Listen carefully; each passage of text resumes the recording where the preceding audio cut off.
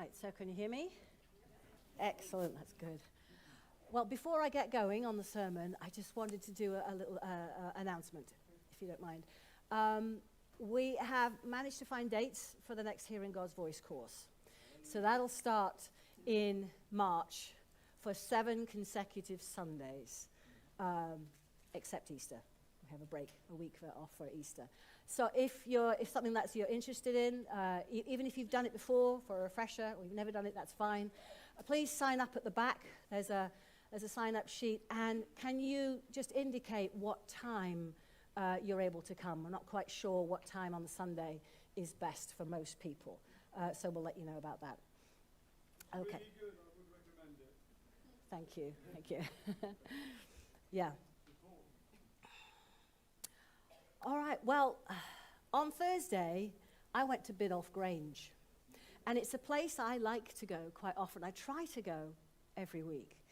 And it's kind of like become a date with myself. And I actually schedule it in my calendar because I realize if I don't put it in my calendar, I end up scheduling something else, a date with somebody else. And I've recognized I need that time. So I'll go, I'll put my phone on silent, I may get a coffee, perhaps a little scone, it's very tasty, and I'll walk. And those gardens have become quite familiar for me, just for a couple of hours. And it really helps to restore my soul, to restore who I am. It fills me up when I can look at the beauty, when I can just enjoy the birds and the squirrels. And the whole time I'm walking the gardens with the Lord. And sometimes we chat, and we talk about all sorts of things. And other times we just enjoy the creation. And it's become a very beautiful time for me. And this past week, I went, and it rained the whole time. And so I walked for an hour in the rain, and it's surprising, it still was really good for me. I really enjoyed that. I relaxed, I was able to dream, I allowed my mind to wander all over the place. It was really healthy for me. And they've set up at the moment this wellness walk around the place if you've gone there. Now, I know the place quite well. I've explored it. But this time I decided, I'm going to follow their signposts. So I followed the signpost all the way around, and I ended up seeing things from a very different perspective than I normally would. Just even going for a different direction than the normal route that I would do. And I thought, that's really interesting. And the freedom that came from just following somebody else's signposts was actually really nice. I didn't have to make a decision. It's just, follow the signpost. Oh, there's another one. Off I go that way. I really enjoyed that. And as we're considering this week as a church, Lord, what's my part in your plan? I'm a puzzle piece in the big thing that you're doing. I just wanted to bring this idea that we're not asking you to do more. That's not the answer, to just pile another thing onto your to-do list. Lord, please don't do that.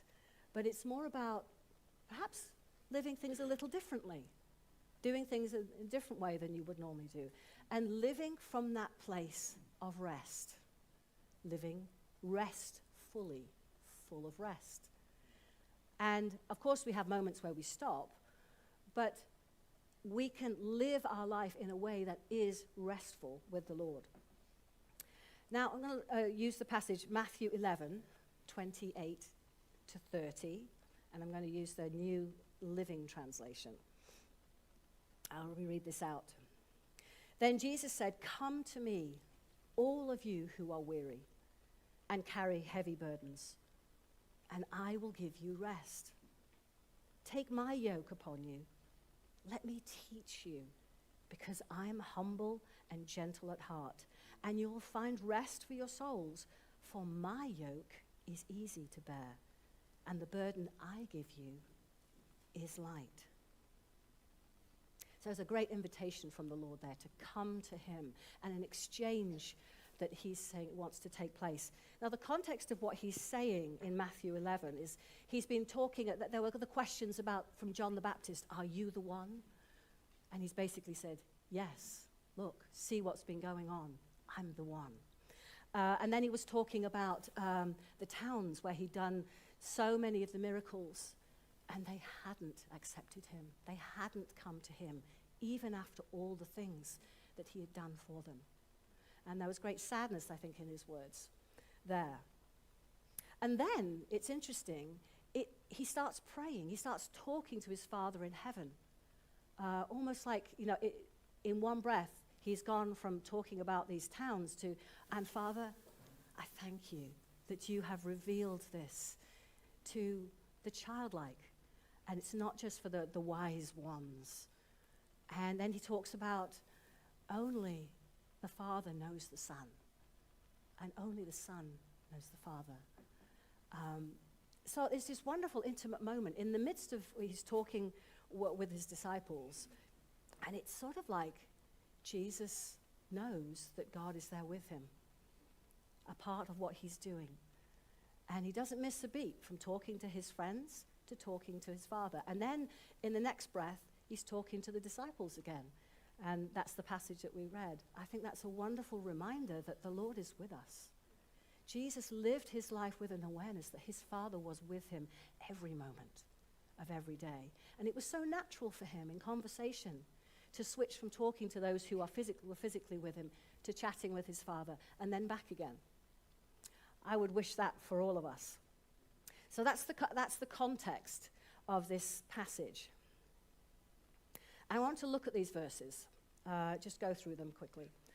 So he says, "Come to me, all you who are weary and carry heavy burdens, and I will give you rest."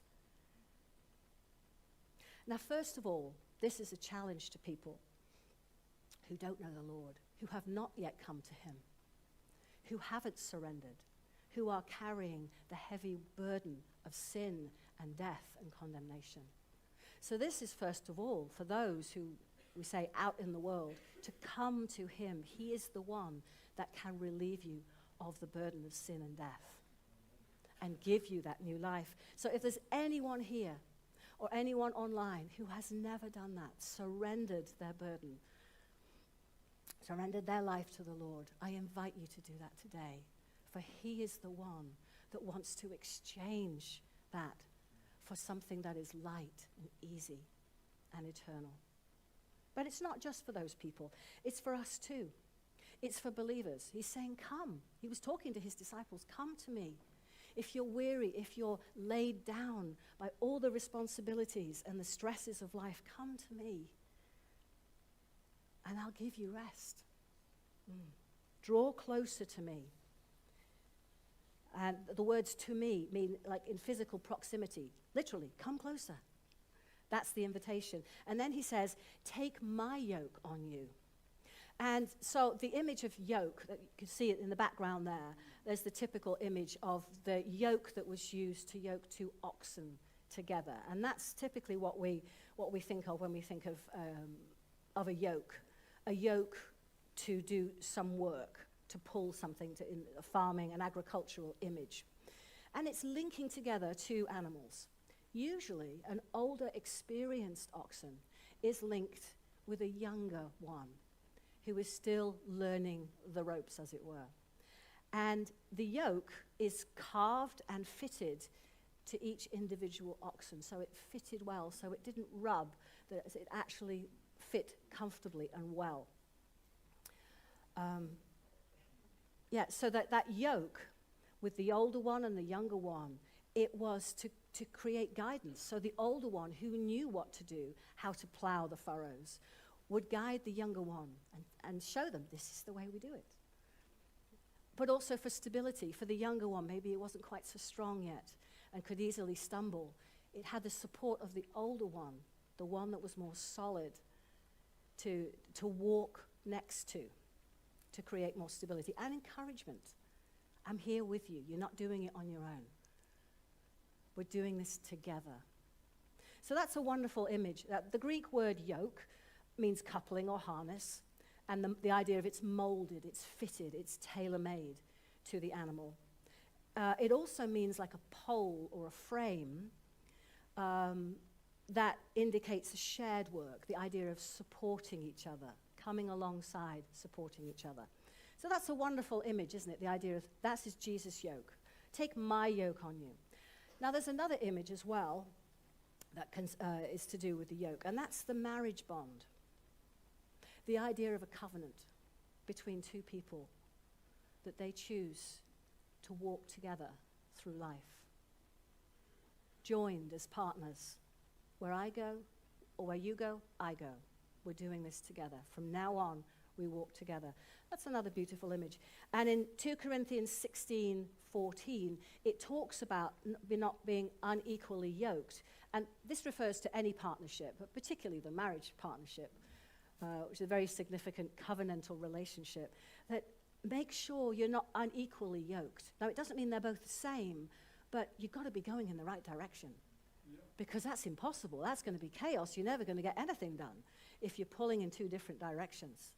And so that's really important, that we don't yoke ourselves in any kind of partnership, but particularly in a marriage partnership. If our values, our foundational values, and are different, because we'll end up going in two different directions and not go anywhere. Yeah. Now, the third image I wanted to show you is perhaps something you haven't thought of before, and that's of a three-legged race. That's a kind of yoke, isn't it? Do you remember doing that as a kid? The sports day? It's a lot of fun, but very frustrating. Yeah. It's not easy to do a three-legged race. It takes patience and perseverance, and you have to be willing to work together. Again, you can't go in two different directions, otherwise you just fall over. You get nowhere. You have to move as one together.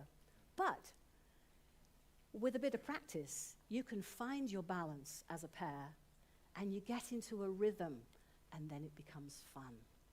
And you can actually move quite quickly together, can't you, when you move as one. So these are the images I just wanted to stick with, is the idea of being yoked with Jesus. Amos 3:3 says, "Can two walk together unless they've agreed to do so or agreed where to go?" That's kind of obvious, isn't it? You've got to make an agreement. And the word agreement there means to make an appointment, really, to appoint to meet at a certain time and a certain place. That there's mutual understanding that we're going to do this together. We're going to meet together. Often the yoke in the Bible, it has a negative connotation. The yoke of slavery, it talks about, the oppression. And it indicates a real burden, a weight on us. But Jesus is talking about something different here, isn't he? He's changing that image from something negative. And it's interesting, he doesn't just say, "I'll take that yoke of oppression from you and you're free." He actually says, "No, I want to give you my yoke." Because in reality, we're all yoked to something. We're all driven by something, led by something, and we just need to choose by what. What is going to lead us? Will it be the world? Will it be sin? Will it be a self-criticism? Will it be our need for power? Will it be the peer pressure around us and social media? Or will it be Jesus? He invites us to join him, to join our life with his, to join his yoke, to walk together with him in fellowship with God. Now, several times in the Bible, it talks about people who walked with God. There's Enoch and there's Abraham. They walked with God, it said.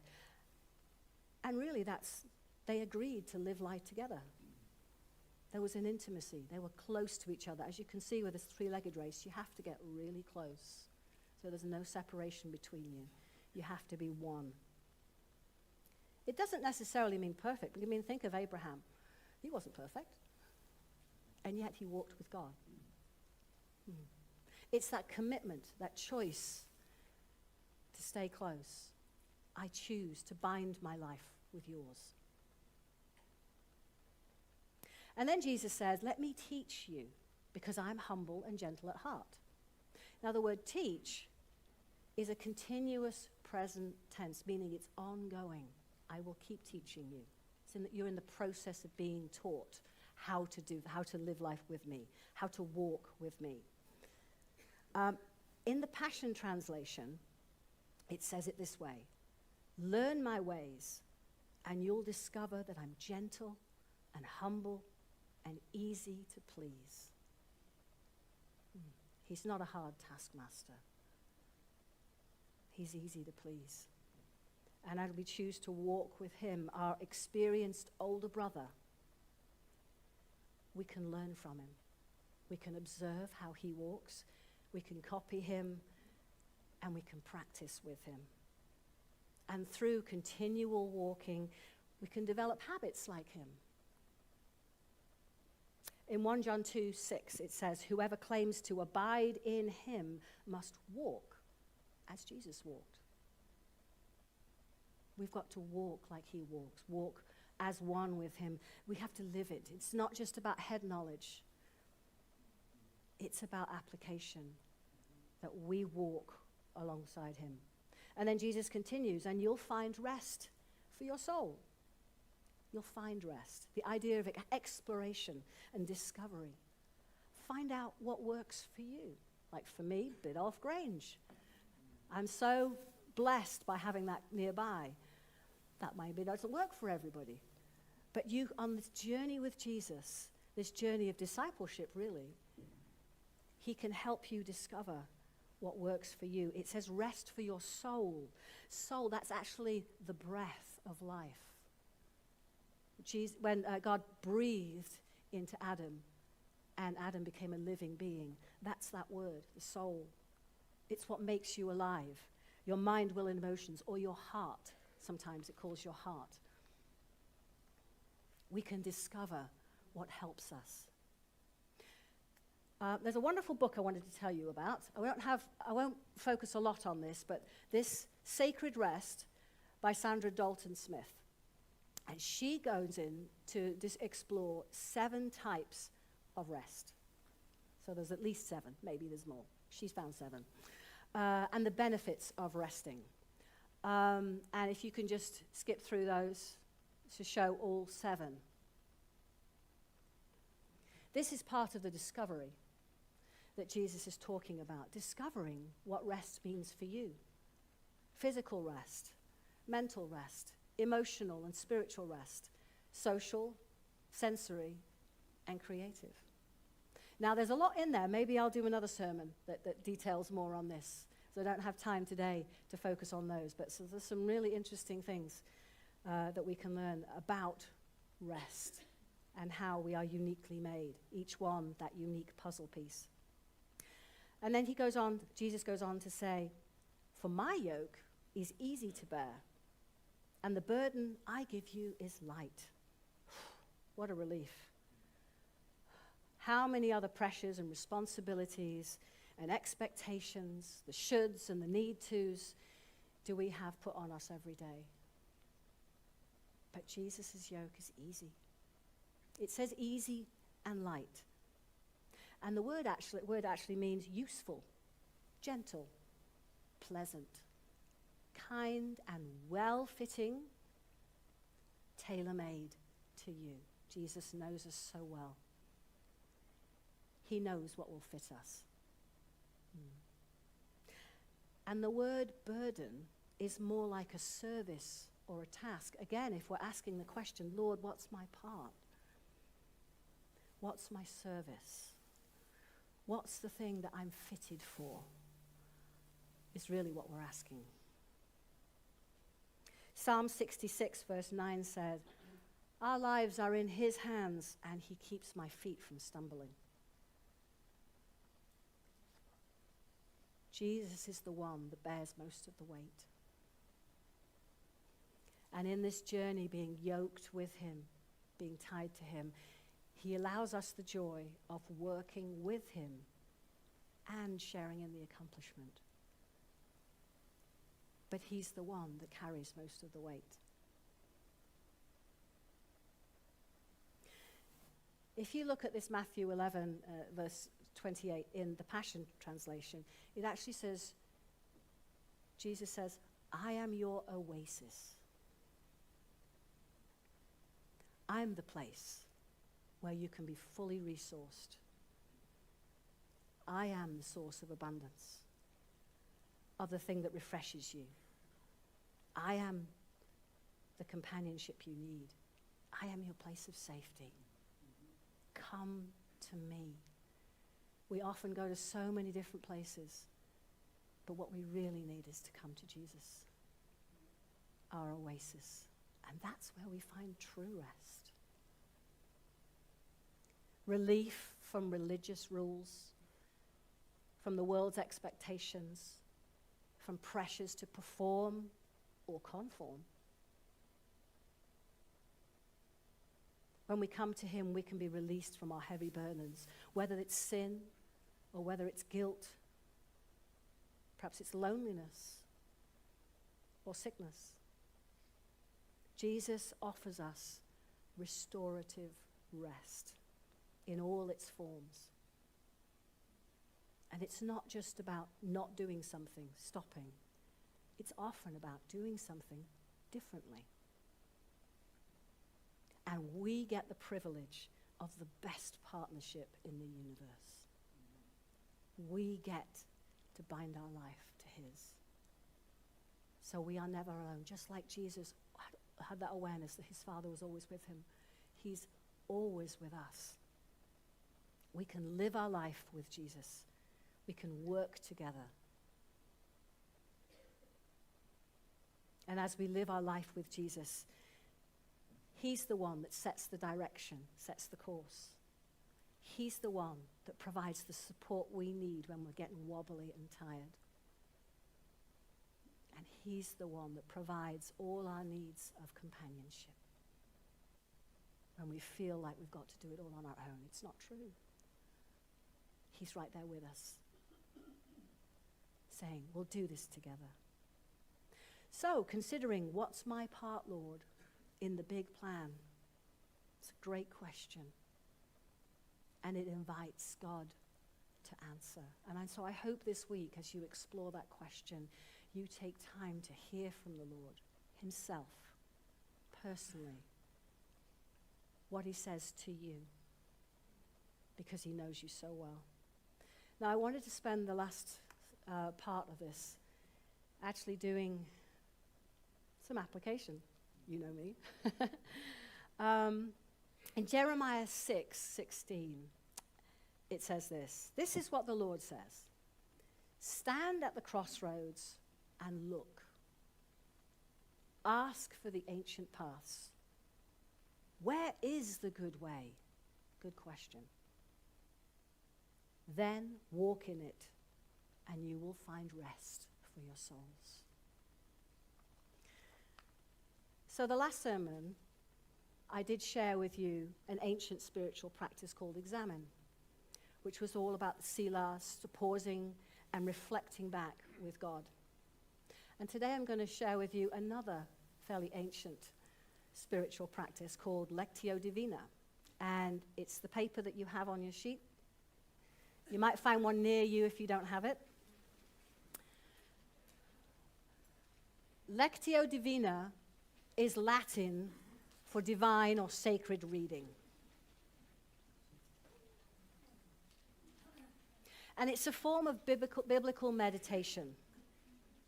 So we're going to use this passage, Matthew 11:28-30, and we're actually going to do it together, if that's okay, for the next few minutes. So in around the 1st century, this became a spiritual practice to actually meet God in Scripture. And then eventually by the 6th century, it became part of the Benedictine order. So the monks, the orders of monks of the Benedictines, they incorporated that as part of their daily spiritual discipline.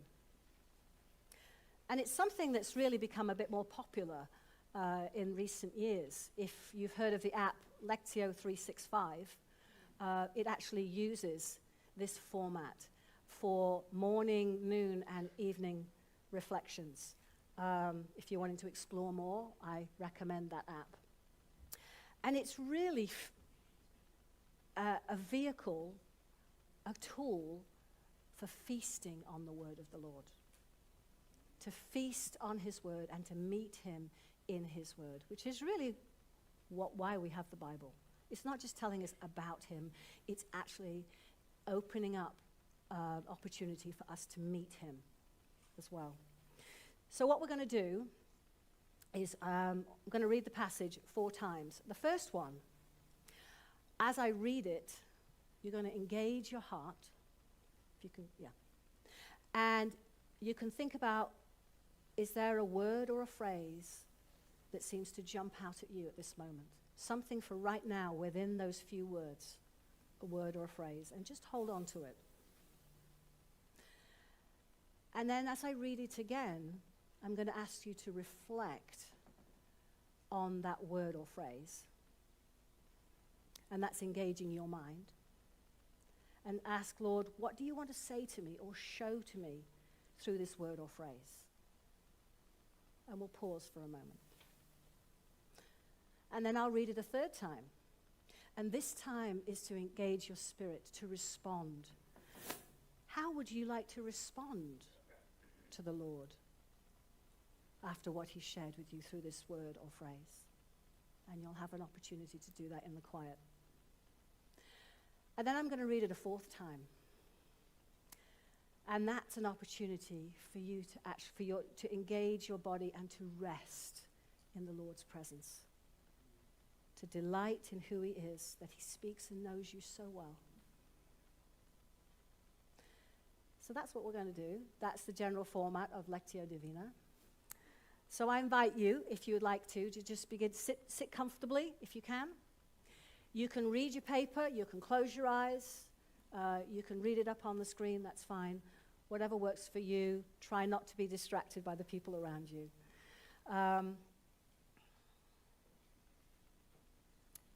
And that paper is for you to make notes if you want to.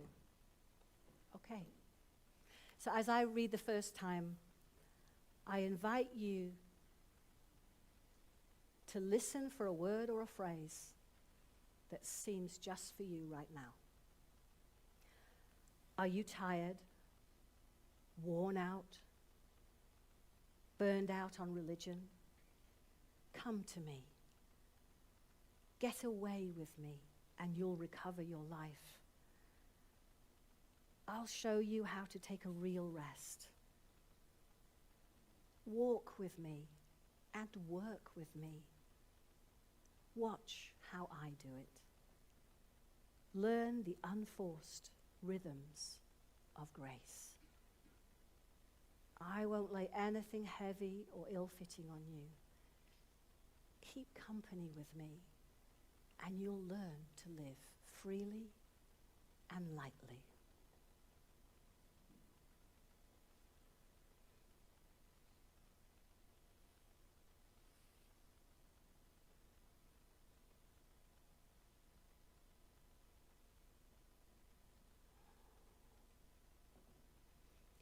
Now I'm going to read it again. And this time, engage your mind and ask the Lord quietly in your heart, what do you want to say to me? What do you want me to know through this word or phrase? Are you tired, worn out, burned out on religion? Come to me. Get away with me and you'll recover your life. I'll show you how to take a real rest. Walk with me and work with me. Watch how I do it. Learn the unforced rhythms of grace. I won't lay anything heavy or ill-fitting on you. Keep company with me, and you'll learn to live freely and lightly.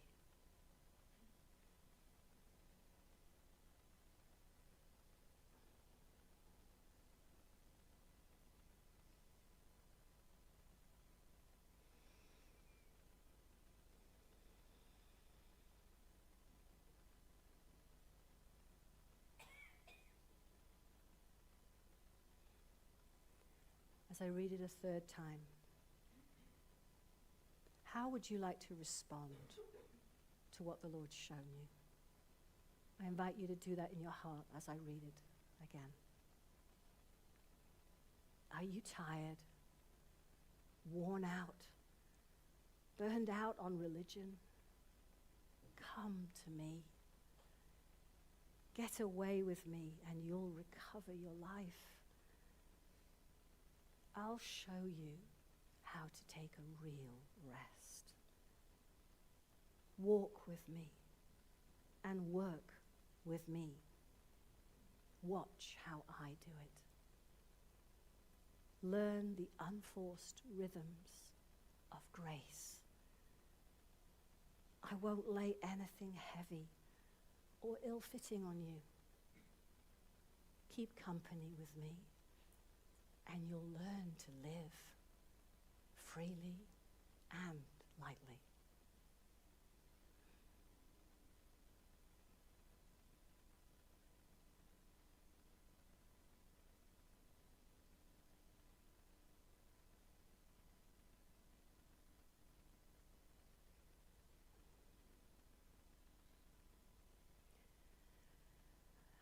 As I read it the last time, I invite you to rest in your Father's presence. Enjoy being loved. Delight that he speaks and he knows us so well. Are you tired, worn out, burned out on religion? Come to me. Get away with me and you'll recover your life. I'll show you how to take a real rest. Walk with me and work with me. Watch how I do it. Learn the unforced rhythms of grace. I won't lay anything heavy or ill-fitting on you. Keep company with me, and you'll learn to live freely and lightly.